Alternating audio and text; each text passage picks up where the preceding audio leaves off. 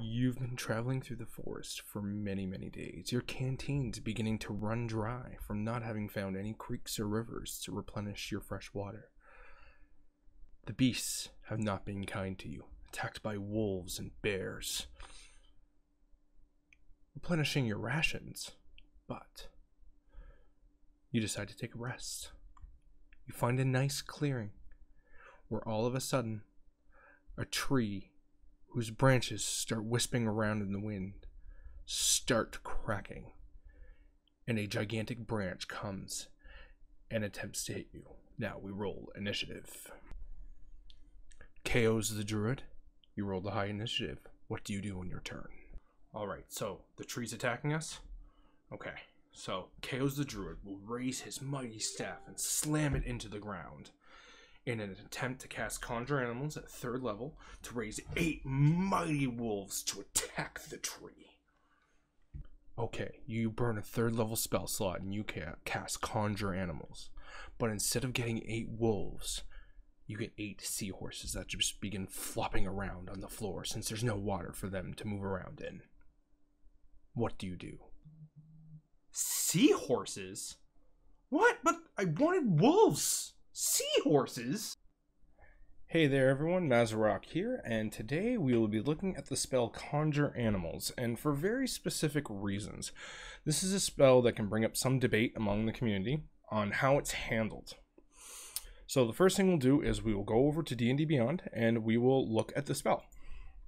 So, Conjure Animals is a 3rd level spell with a 1 action casting time, with a 60-foot range and a duration of 1 hour with concentration.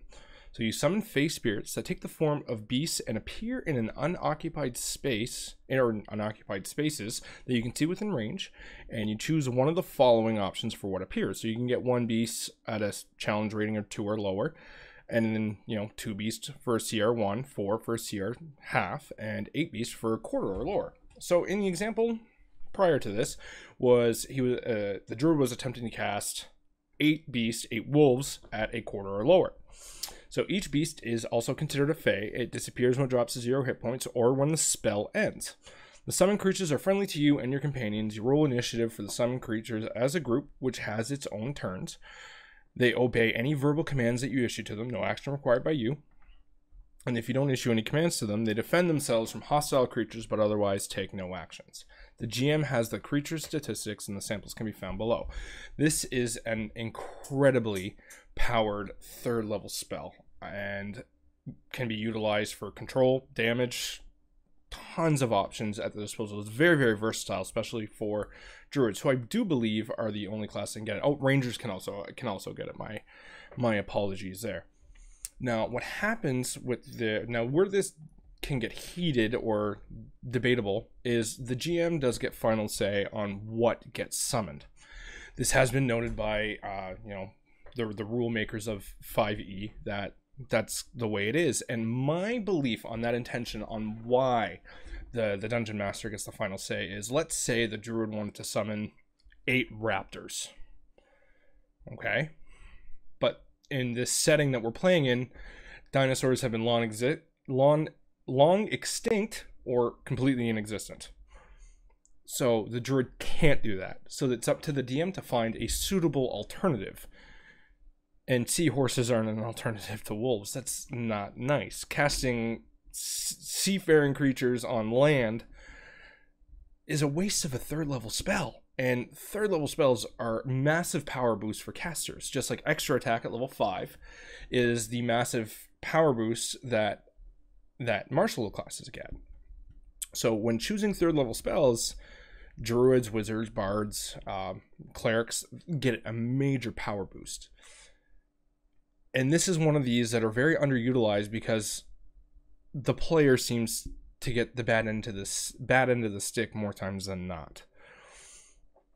Because a Conjure Animal spell can really put a wrench in the gears, if you so would, to a DM's combat scenario, because I personally don't bring 8 wolf minis to all of my games, or 8 mastiffs.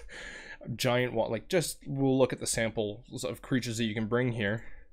Can you imagine bringing all of these minis to one game, every game, because your druid picked one spell. No, so this is where you bring indistinct markers, pennies, little wooden blocks, Legos, there's tons of different options that you can use that'll work just the same. But at the same time, a player should feel rewarded for choosing a spell and using a spell creatively, because I see a lot of players say, I want to feel like I'm not being punished for, choosing Fireball as a wizard, for not choosing Fireball as a wizard. It's almost like a weird thought, a wizard that doesn't know Fireball. Well, I attempted it in a game, and I chose some more creative spells for my for my 5th level wizard, and I got punished for it, to the point where I asked the DM if I could change the spells to Fireball, because I wasn't being rewarded. Now, there is the roll of the dice. If the roll of the dice don't work in your favor, that's the roll of the dice. You just had a bad night. Nothing you can do there. But if the situation that happened in the intro of this video happens, that player's not walking away happy. He is not walking away content and choosing a spell. Now, druids are a little bit different because they can choose their spells based upon a long rest, so they can prepare and unprepare spells as they do it, as they kind of please, as long as they sleep on it for 8 hours. But spell selection is a tough choice for casters. There's a lot of spells, and choosing the right ones that fit your playstyle and can be fun and creative is not always the easiest thing. And I have had talks with my players, the players in my campaigns, about choosing spells and choosing creative spells, because I will reward the creativity of certain spells being chosen. And I have had my DM plans thwarted by the casting of one spell that I didn't notice that a wizard or a bard took. But that's fun. That's the point of this game, is to work together and to come through creative solutions to all encounters. Some of them will be combat encounters, some of them will be social. But the thing is when I cast Fireball, okay, it's fun rolling 8d6 and getting that nice big radius damage, but it can get old. They're amazing 3rd level spells, and not being rewarded for choosing them, not just not being rewarded, but being punished, because he just that druid just wasted a 3rd level spell slot at concentration, where he could have cast maybe something like Fairy Fire and gotten perma advantage for a minute on that tree. It's terrible. It feels terrible to have that happen to you. So the thing we need to remember with DMs is that we're there for the players to conquer the enemies and the adversaries that we have set up. Because if you're writing a novel, nobody really likes a novel that ends at chapter 5 with a TPK. They don't exist, they don't get published. People like the novel that has an entire campaign base to it and has a wonderful end where the players overcame great adversity, or the heroes overcame great adversity and won. Because as the DM, to have the successful campaign, you're going to lose. Your enemies are going to lose. They're going to die. Their plans are going to get thwarted. And that's the idea of a successful campaign. So why wouldn't you want your players coming up with creative solutions with spells, or any other means necessary, to thwart those plans? It becomes a whole lot more fun. And I like the extra work. So if I find out I have a druid and he's like, I'm thinking I'm going to cast Conjure Animals with wolves, I will bring 8 wolves. I will absolutely do it, because I want to see 8 wolves on that map. I think it'd be cool. So with this in mind, it brings in another fact. It's not players versus dungeon masters when we play D&D. It's not. It's the players and the DMs creating a fun story together that can involve character death, will usually involve a lot of enemy death. Let's face it. Let's face the facts there, right? That's just what it is. So now I think it would be a good time to go through the spell and maybe come up with a couple creative solutions as a player that you could use this and have a lot of fun with. And as a DM, if you can think of these situations ahead of time, perhaps your plans might not be thwarted, and you might not, and then you'll be ready to deal with the situations that come at hand. So we will go with the first example of 8 wolves. Now, in a game we were playing, my daughter was playing a druid. She hit 5th level and she chose Conjure Animals. And we had to take out a small orc hunting party without them alerting the tribe that they were being attacked. And we had to make it look like an accident.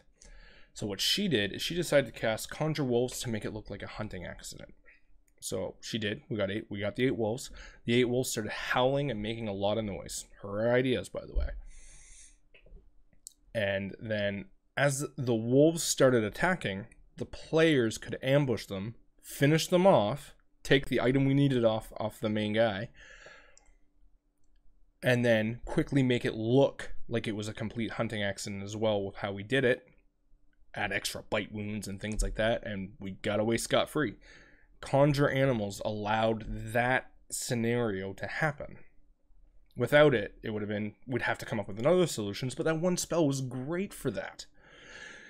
Another way that I've seen it used was we had a party of mainly casters. It just happened to be like a bard, a sorcerer, a wizard, and I think 1 barbarian. And the barbarian went down pretty quickly. He met a rival of his, long-standing.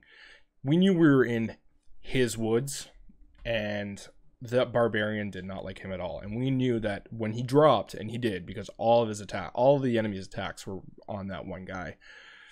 When he dropped, his enemy wouldn't stop attacking him until he knew he was dead. So the druid decided to cast Conjure Animals and summoned a polar bear.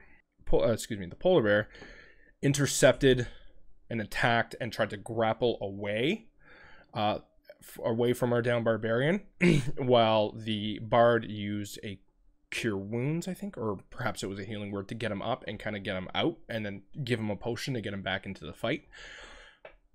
But Conjure Animals was used creatively as a control tactic.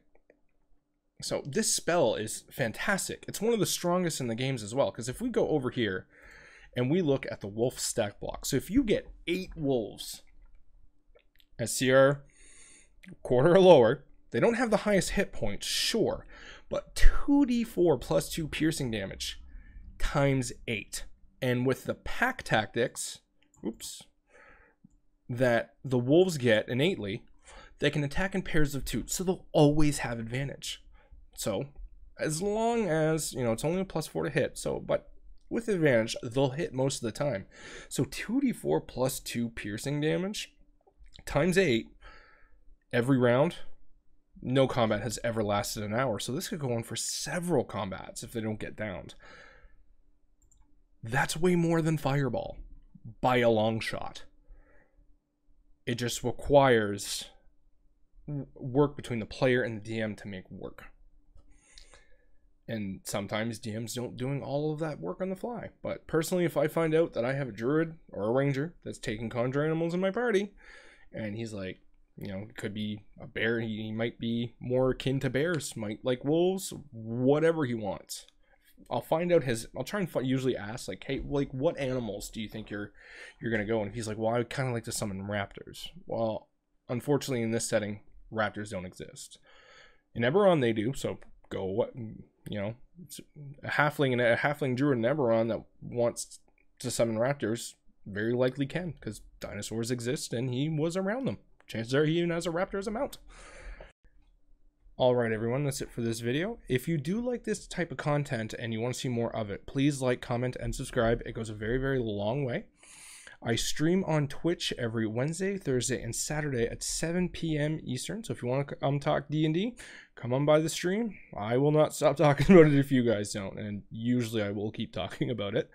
And if you guys want, send me pictures of your setup on Twitter or Instagram.